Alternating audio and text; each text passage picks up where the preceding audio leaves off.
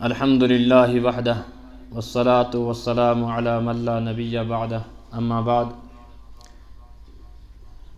فقد قال اللہ عز وجل فاعوذ باللہ من الشیطان الرجیم بسم اللہ الرحمن الرحیم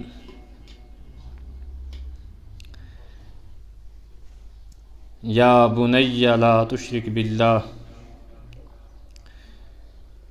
وقال النبی صلی اللہ علیہ وسلم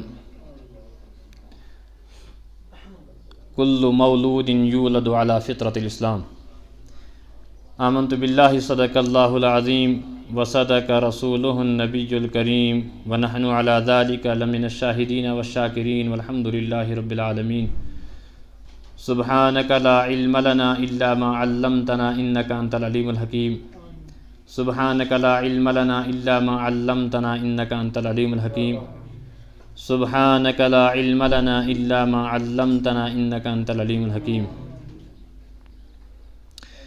درود پاک پڑھو اللہم صلی علی سیدنا محمد وعلی آل سیدنا محمد کما صلیت علی ابراہیم وعلی آل ابراہیم انک حمید مجید۔ اللہم بارک علی محمد وعلی آل محمد کما بارکت علی ابراہیم وعلی آل ابراہیم انک حمید مجید۔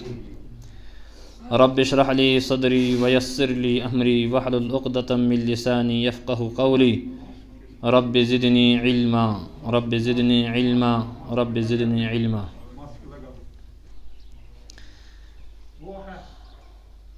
محترم بزرگوں، دینی بھائیو، السلام علیکم ورحمۃ اللہ وبرکاتہ۔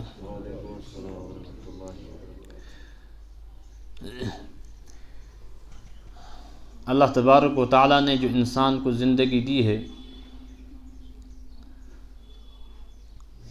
یہ زندگی انسان کو یوں ہی عبث اور بیکار،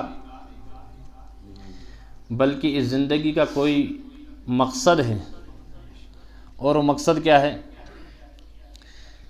کہ یہ محدود زندگی جو اللہ نے دی ہے، اس محدود زندگی میں آنے والے لامحدود اور نہ ختم ہونے والی زندگی کے لیے تیاری کرنی ہے، جس کو نبی رحمت صلی اللہ علیہ وسلم نے فرمایا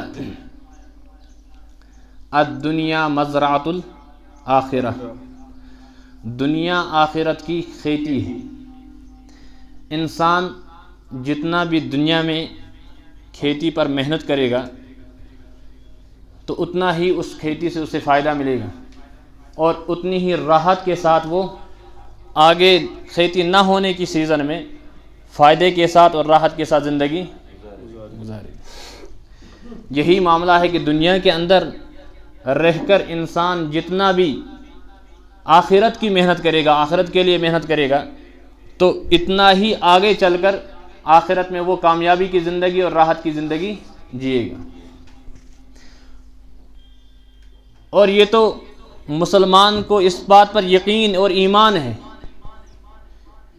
یہ جو دنیاوی زندگی ہے، اس زندگی کو ختم ہونا ہے، تو لہذا عقل مند انسان وہی ہے جس نے اس زندگی کو غنیمت سمجھ کر آنے والے آخرت کی زندگی کیا کی، فکر کی۔ لیکن اللہ تبارک و تعالیٰ نے جو نظام زندگی کا رکھا ہے، ابتدا سے ہم دیکھ رہے ہیں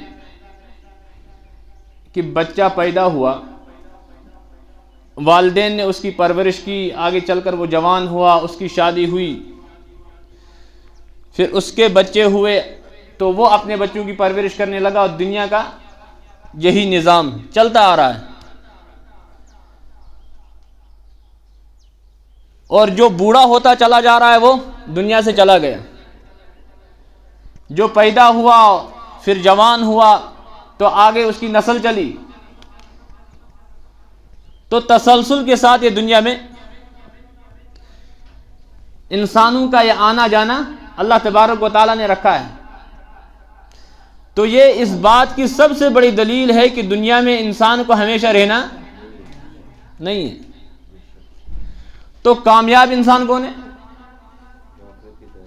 قد افلح من تزکا، کامیاب انسان وہ ہے جس نے اس دنیاوی زندگی کو غنیمت سمجھا اور اپنے آپ کو پاک کیا، اپنے آپ کی یہ زندگی اس کو بہترین سنوار کر آخرت کے لیے تیاری کی۔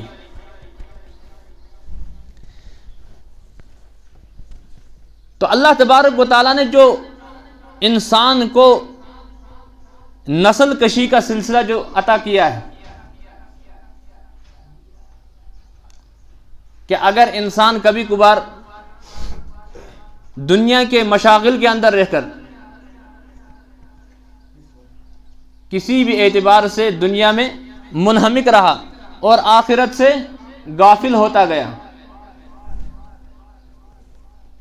تو یہ اپنے آنے والی نسل پر خوب محنت کرے، آنے والے بچوں پر خوب محنت کرے،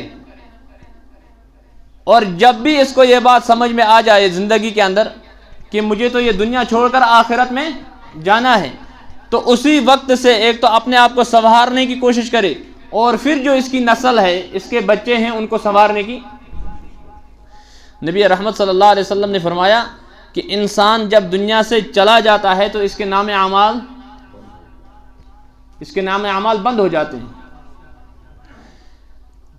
اب جو نیکیوں کا سلسلہ ہے وہ ختم، برائیوں کا سلسلہ ہے وہ بھی، لیکن کچھ چیزیں نبی رحمت صلی اللہ علیہ وسلم نے گنوائی ہیں کہ اس کے نام اعمال بند ہونے کے بعد بھی اس کے نام اعمال کے اندر اس کی نیکیاں لکھی جاتی ہیں، اور ان میں سے ایک انسان کو اللہ نے جو اولاد کی نعمت سے نوازا ہے، اگر اس نے اولاد کی مکمل دینی پرورش کی ہے اور مکمل اصلاحی اس کی زندگی صحیح بنا دی ہے، تو یہ بچہ اس باپ کے مر جانے کے بعد بھی اس کے نام اعمال کو نیکیوں سے بھر دیتا ہے۔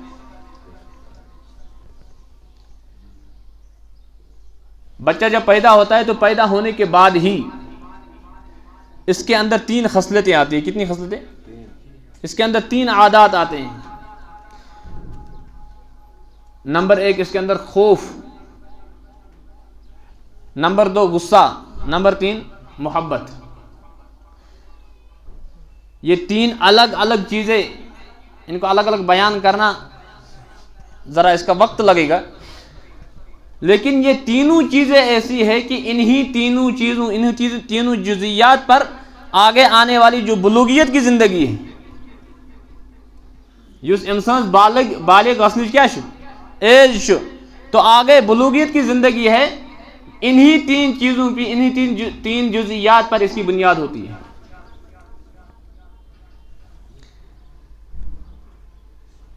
چونکہ نبی رحمت صلی اللہ علیہ وسلم نے فرمایا کل مولود یولد علی فطرۃ اسلام، ہر بچہ جو ماں کی پیٹ سے پیدا ہوتا ہے تو فطرتاً وہ کیا ہوتا ہے؟ مسلمان ہوتا ہے، فطرتاً وہ مومن ہوتا ہے، فطرتاً وہ اسلام پر ہوتا ہے،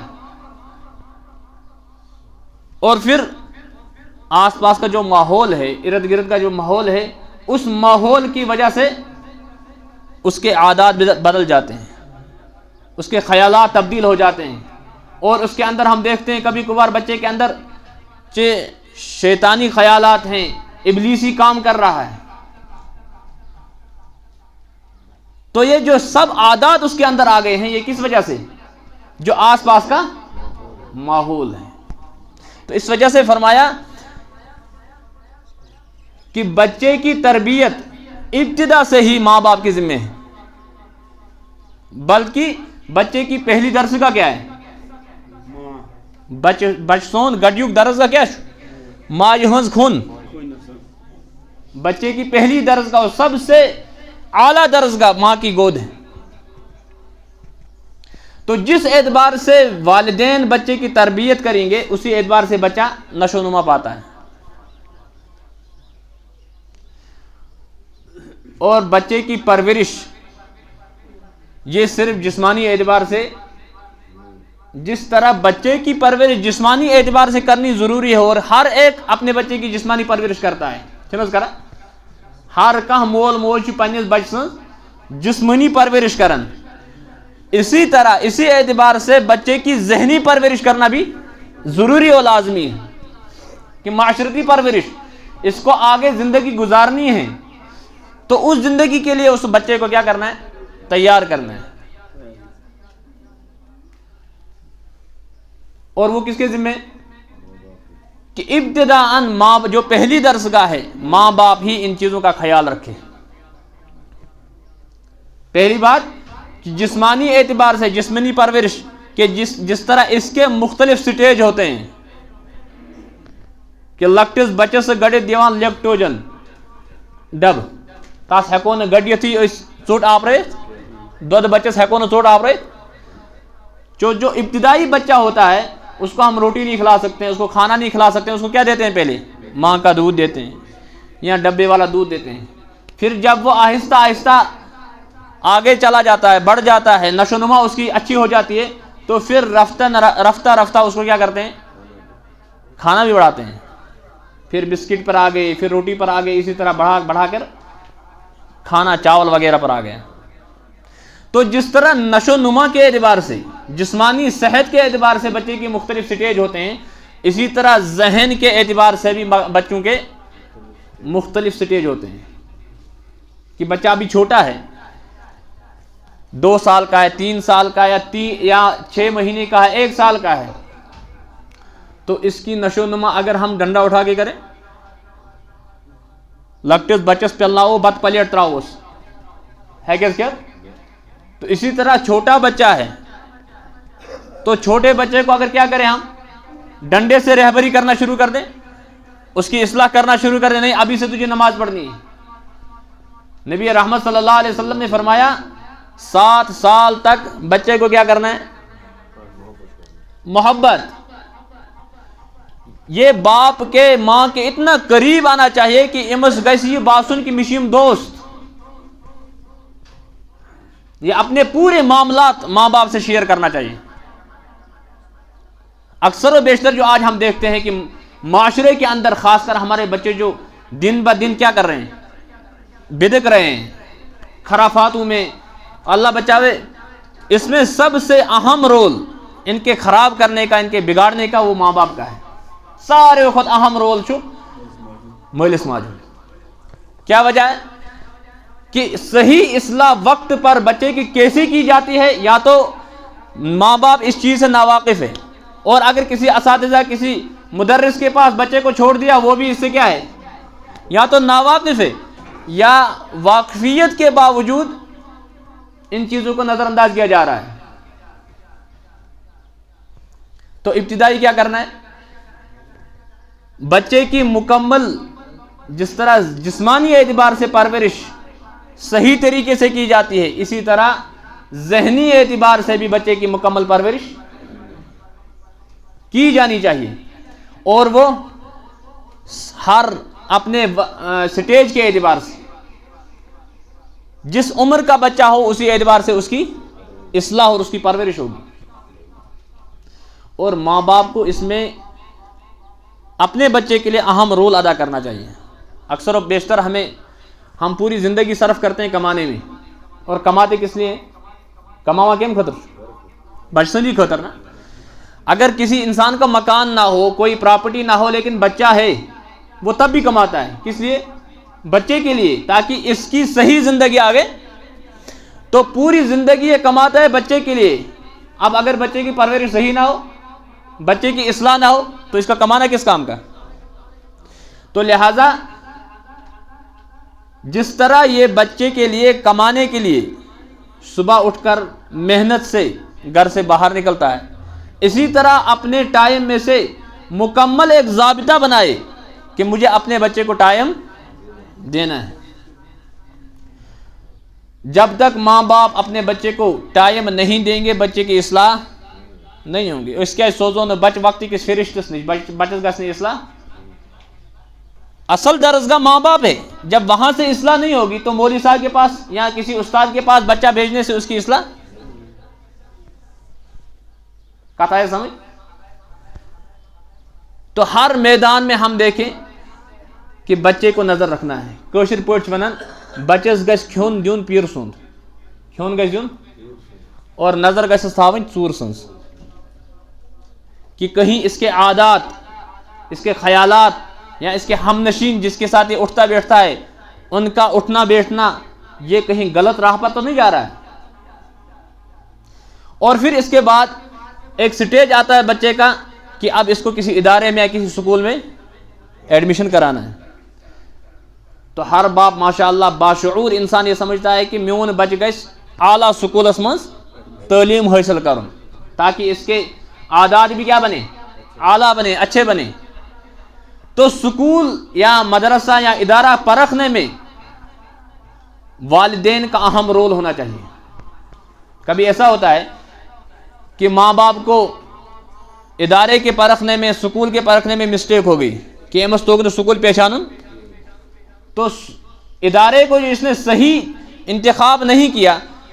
تو اور جب بچے کا ایڈمیشن ادارے میں کرایا گیا، جب بچے کا ایڈمیشن سکول میں کرایا گیا تو نتیجتاً وہ سکول اس معیار کا نہیں تھا کہ اس کا بچہ اعلیٰ تعلیم حاصل کر سکے یا اعلیٰ اخلاق کا بن سکے. تو سکول میں داخل ہونے کے باوجود بھی بچہ اس کے عادات خراب ہو جاتے ہیں، بگڑتا ہے، اس کے عادات بگڑ جاتے ہیں.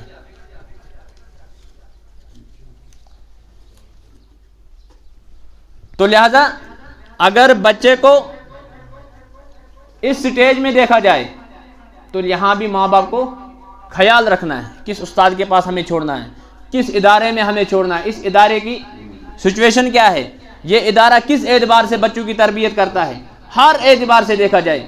بسا اوقات ایسا ہوتا ہے کہ اس طرح بچس ادارس مز لیکن بدقسمتی کہ دنیاوی تعلیم تو وہاں ملتی ہے ٹھیک سے اور کبھی کبھار وہ بھی ڈھنگ سے نہیں ملتی ہے، لیکن اسلام کا وہاں جنازہ ہی نکل جاتا ہے.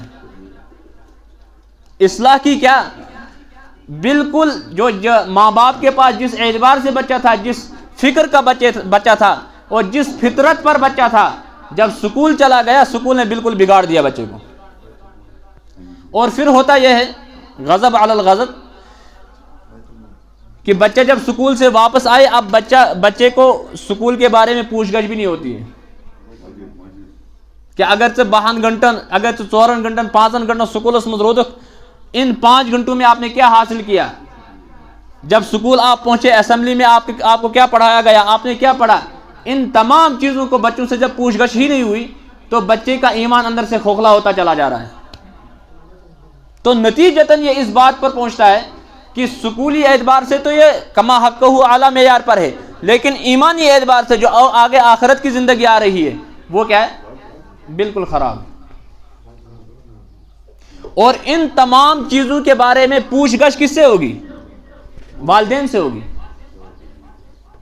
نبی رحمت صلی اللہ علیہ وسلم نے فرمایا کہ ہر ایک تم میں سے ذمہ دار ہے اور ہر ایک سے اپنی ذمہ داری کے بارے میں سوال ہوگا، سوال کیا جائے گا قیامت کے دن. تو والدین سے اس بارے میں سوال کیا جائے گا.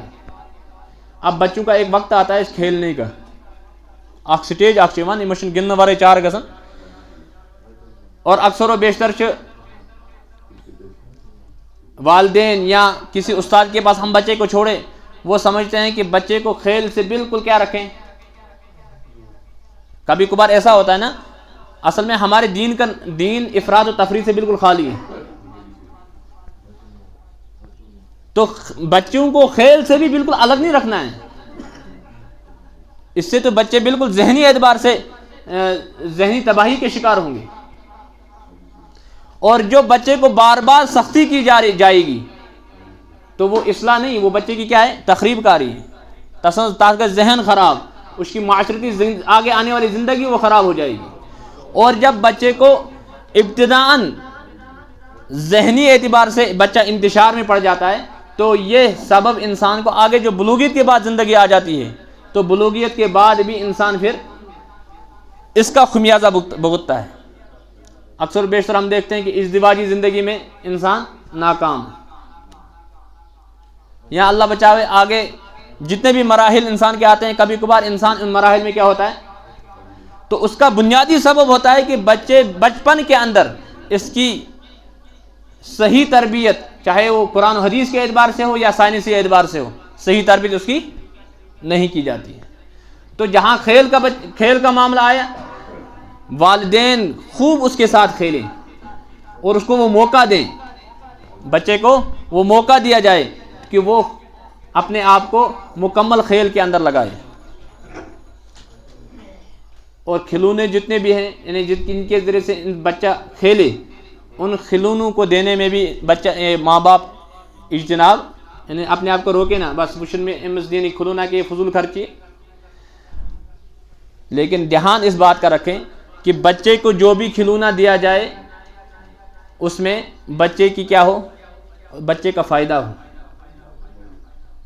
بسا اوقات ہم ایسا کھلونا لا کے دیتے ہیں کہ جس میں بچے کا کیا ہے، فائدہ نہیں ہے بلکہ الٹا نقصان ہی ہے.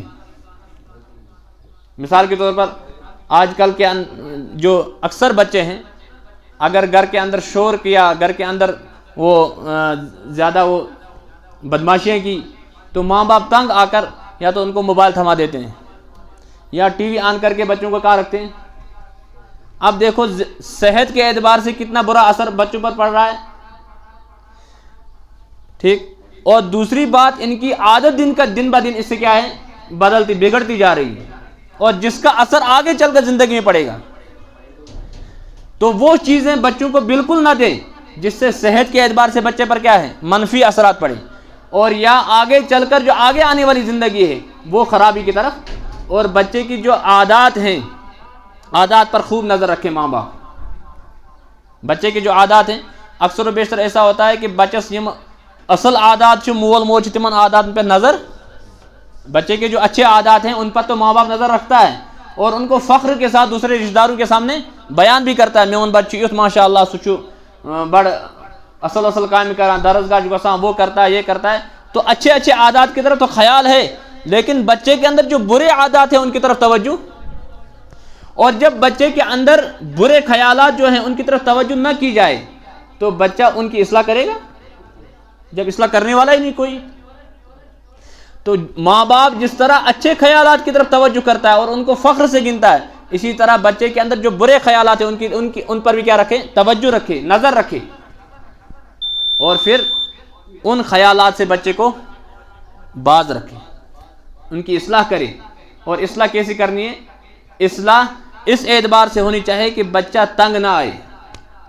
ہر وقت بچے کو ڈانٹ ڈپٹ یا ہر وقت بچے کو لاٹھی استعمال کرنا، ہاتھ چلانا، یہ نبی رحمت صلی اللہ علیہ وسلم نے بالکل منع کیا ہے. اور اس کے برے اثرات یہ ہوتے ہیں کہ بچہ کبھی سدھرتا، اور اگر اچھے بھلے بچے کو بھی بلا سوچے سمجھے انسان سختی کرے، سختی سے پیش آئے، چاہے استاد پیش آئے یا والدین پیش آئے، وہ اچھا بچہ بھی کیا ہو جاتا ہے، خراب ہو جاتا ہے.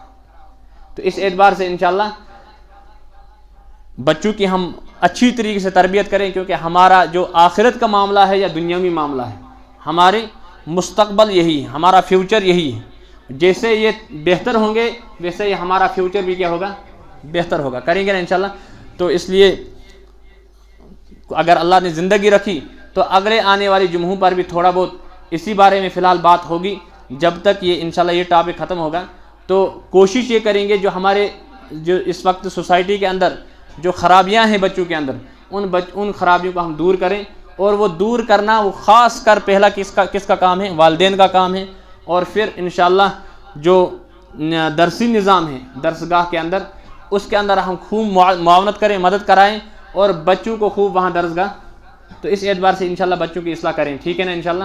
اللہ تبارک و تعالی عمل کی توفیق عطا فرمائے. وآخر دعوانا الحمدللہ رب العالمین.